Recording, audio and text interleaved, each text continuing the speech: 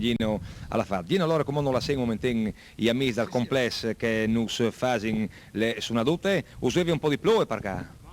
C'è un mucetto, sì, aspetta che ti palpico, vi ho detto, sì.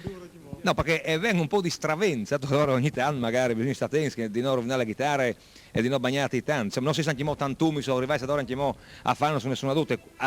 Quale è che mo?